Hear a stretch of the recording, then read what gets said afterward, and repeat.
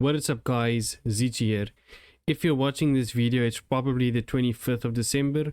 I'm on holiday and I just wanted to leave this as a gift for you guys. So in this video, I'm going to be covering Zedruu the Greathearted. Probably the most suitable commander for resembling Santa Claus. So Zedruu the Greathearted is a Jeskai Minotaur monk. Jeskai is red, white, and blue, and he's a Minotaur monk, 2/4 body. He reads, at the beginning of your upkeep, you gain X life and draw X cards, where X is the number of permanents you control, and the number of permanents you own that your opponents control. And then for red, white, and blue, you can give opponent a target permanent that you control. The whole idea behind the list is to give your opponents permanents you own that they control without giving them any real benefit, other more beneficial than others, or you have one-off gifts like specific cards in the list that I will cover. But the main focus around the deck list is type of group hug deck where you give people permanents that benefit everyone and just sharing what permanent you have. But before I get into the flesh and blood of the deck, I want to cover the ramp spells that I decided on. First we have Soul Ring, Boros Signet, and Azorius Signet, as well as Cover the Jewel.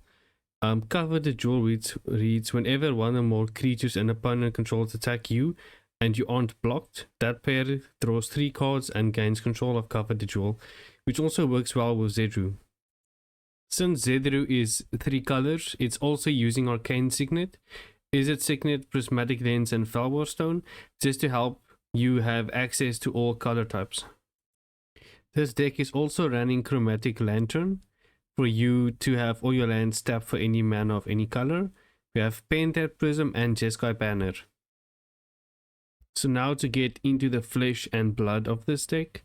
First off, we have 4 cards that can be gifted to the opponent that will still benefit every player in the game. We have Quain, Itinerant Meter, which taps and then each player may draw a card. Then each player who drew a card gains 1 life. We have You Humble Defector, which taps on my turn, draws you 2 cards, and then someone else gains control of it. We have Kami of the Crescent Moon, which lets each player draw at the beginning of each player's draw step that the player draws an additional card. So it just helps everyone draw extra cards on their draw step. And then we have Zenith Chronicler, which reads whenever a player casts their first multicolor spell each turn, each other player draws a card. So if you have this on the battlefield and a player casts a multicolor spell, each other player except the one that controls it draws a card. Then some other cards to gift is Jace Beleren, which is a 3-mana planeswalker, but he's added because his plus loyalty ability helps each player draw a card, or his minus ability lets one target player draw a card. We also have Howling Mine, which lets each player draw an additional card on their draw step.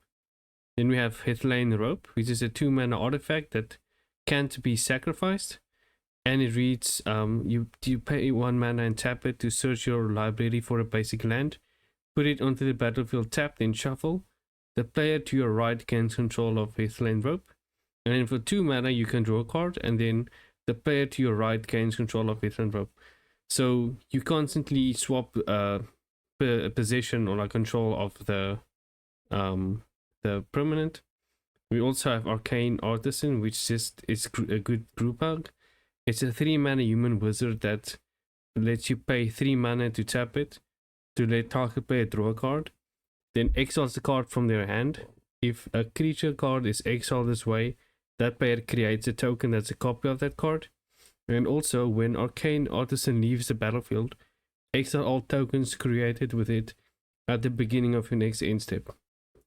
Something I also added to this list was a Solemnity Lock, which is Solemnity and 9 lives. Solemnity stops counter from being put on permanents, creatures, lands, enchantments. and 9 Knives prevents damage, and then there's counters put onto 9 Knives.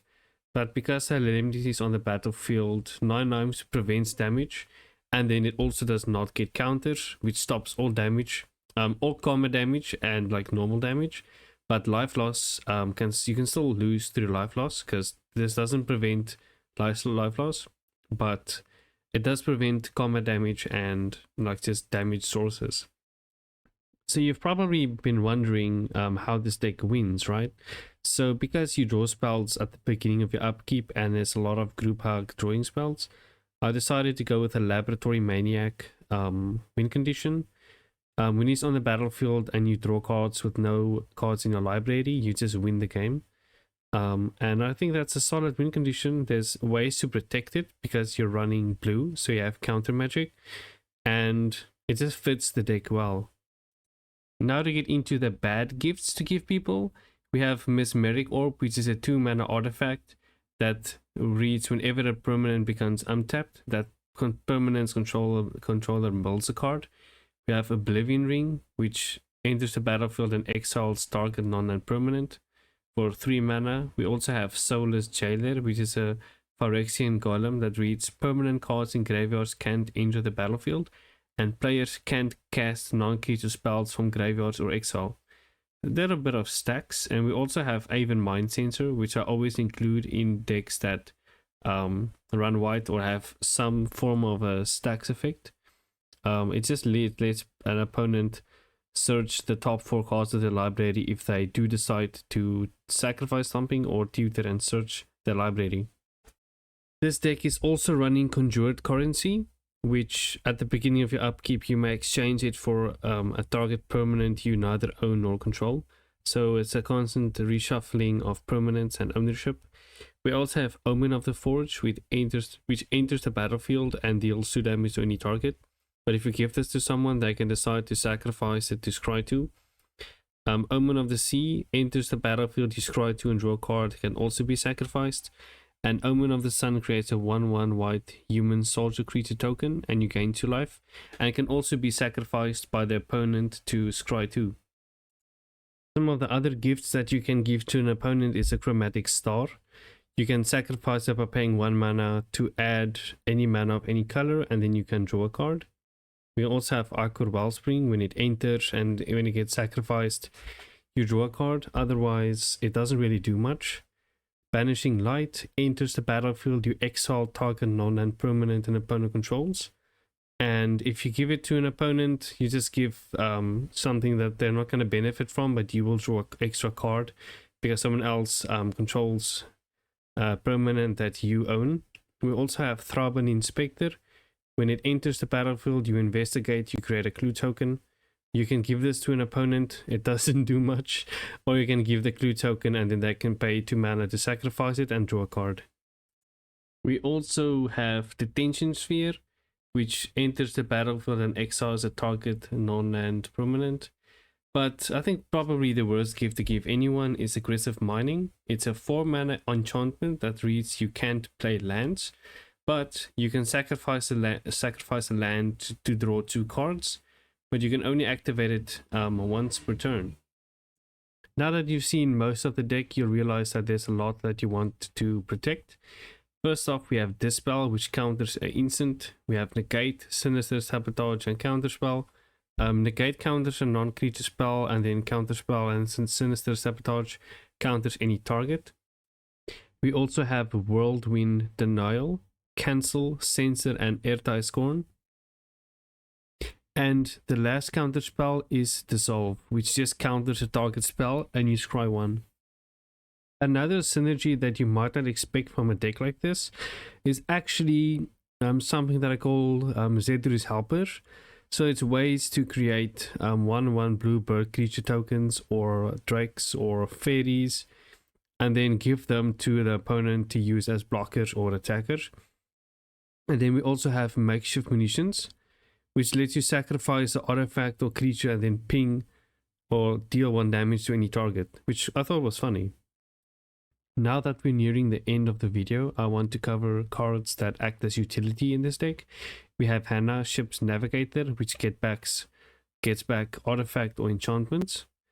We have the Council of War, which draws your card if a player draws their second card during their turn, and helps you create a 2/2 white knight creature token if a player casts their second spell. We have Psychosis Crawler, which drains each opponent for 1 life each time you draw a card, and his power and toughness is equal to the amount of cards in your hand. We also have Windborn Muse, which says creatures can attack you unless their controller pays 2 for each creature they control that's attacking you. Some more utility to run in this deck. We have Fact or Fiction, which reveals the top 5 cards of your library. An opponent separates those cards into 2 piles. Put 1 pile into your hand and the rest into your graveyard. We have Sun Titan. When he attacks or enters the battlefield, you may basically reanimate a permanent with mana value 3 or less. We have Scour All Possibilities. For 2 mana, you scry 2, then draw a card, or you can pay 5 for its flashback cost. An alternate win condition in this deck is also Approach of the Second Sun. This deck is also running Norn's Annex, which is a 5 mana artifact that reads: creatures can't attack you or planeswalkers you control unless their controller pays white for X in mana for each of those creatures. This can be paid with 2 life or 1 white. We also have Mirror Maid, which is a 3 mana enchantment that enters the battlefield as a copy of any other artifact or enchantment on the battlefield. Then we also have the Fairy's Age's Insight. If you would draw a card except the first one you draw in each of your draw steps, draw 2 cards instead. The last 2 cards that are added to this deck is 1 Whirlwind of Thought, which is a Jeskai colored enchantment that reads: whenever you cast a non-creature spell, draw a card. Then we also have a 5 mana Assemble the Legion enchantment that reads: at the beginning of your upkeep, put the master counter on Assemble the Legion, then create a 1/1 red and white soldier creature token with haste for each master counter on Assemble the Legion. But that's it for this Zedruu the Greathearted deck. This is going to act as my Christmas present to you guys. I'm going to upload it or schedule for it to be released on the 25th of December. I hope you guys enjoy this video. It's definitely something that I've never imagined myself brewing, but I decided I want to go with a Christmas theme, and what other commander better to give presents than Zedruu the Greathearted. Stay safe out there, guys. Be safe this festive season, and I'll see you guys next year.